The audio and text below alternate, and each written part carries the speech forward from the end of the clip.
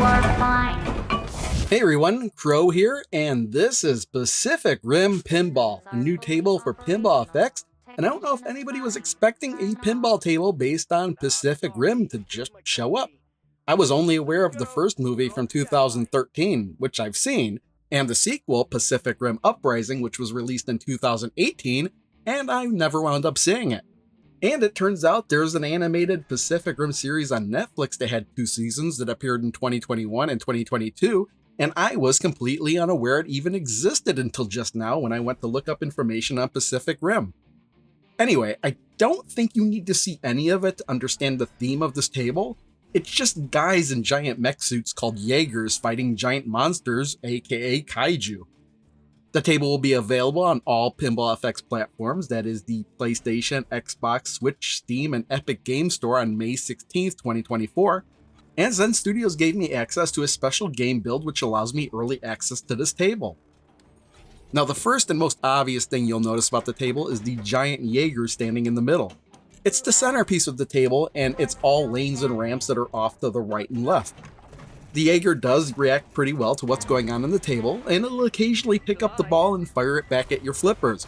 But I was kind of disappointed we didn't get to see this giant mech actually fight monsters. You can see some of this in the video display if you actually have the time to look at it, but otherwise the monsters just pop out of the table as cardboard cutouts, and that's just a bit lame. I guess I was just hoping for something a little bit more exciting than that. Maybe it's the computer's monotone narrative that dulls things down. Kaiju activity detected. Maneuver left.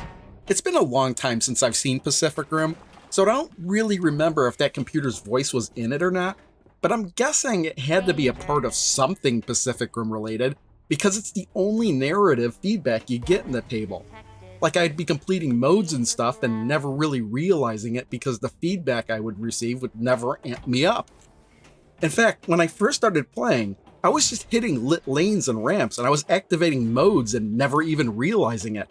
The video display would show important things like that, but you always can't be looking at it, which is why the audio feedback is pretty important. So maybe I should just run down how this table works. First is a plunge-sensitive skill shot, and I actually like the way this works a lot. At the end of the ball launch area, there are 4 monsters standing up, and when you launch the ball, it'll knock over the cards and enter the playfield. Before launching, the video display will tell you how many you have to knock over, and if you plunge at just the right strength to knock over that number, you'll get the skill shot award. I like these type of skill shots because you're not repeatedly trying to plunge at the same strength every time, and it can be difficult to do, but kinda satisfying when you get it right. During gameplay, modes are just started by hitting the lit lanes enough times. Then the modes will begin without much fanfare, and if you're not looking at the video display, the only clue you'll have that a mode is started is that a different symbol will light up to indicate which lanes and ramps to hit. Then it's just a matter of hitting them all within the time limits to complete each mode. Well, at least in one of the modes, monsters will pop out for you to hit, but this is a table that won't let you move on to the next mode until you successfully complete the last one. So if you fail a mode, you have to play it again from the start the next time you activate a mode. It's probably designed this way because there's only 4 modes to activate in this game aside from the wizard mode, and none of these modes have different parts to them, it's just kind of doing the same thing again and again.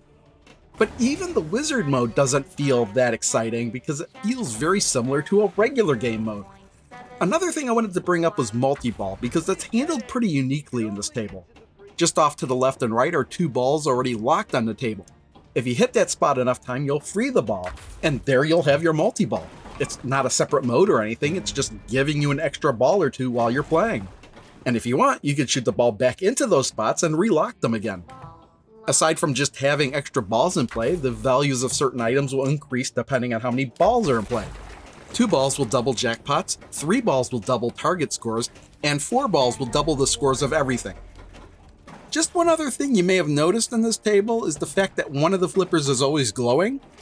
Well, I didn't really know what this meant until I looked it up, but if you hit a lane using the glowing flipper, it just increases your end of ball bonus, and then the other flipper glows, and they keep alternating back and forth like that.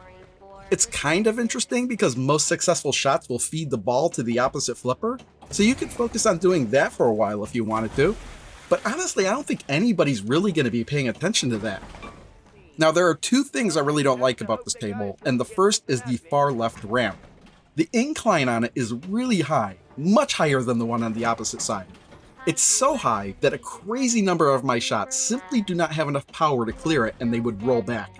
It's kind of frustrating because these shots aren't the easiest to hit to begin with.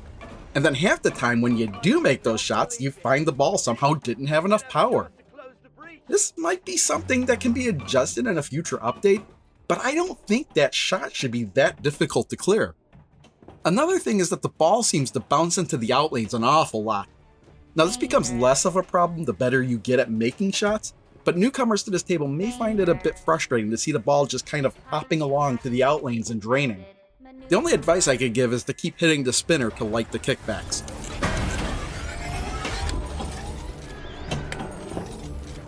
And with that, I'll wrap it up for Pacific Rim Pinball. At the time of making this video, I don't have a clue what the asking price for this table is, but going off of previous licensed single table releases, I'd guess $549 USD. And if it's around that price and you're a Pacific Rim fan, it may be worth it. For everyone else, I'd maybe recommend waiting for a sale. It's not a terrible table or anything, it's just that I didn't find it that exciting.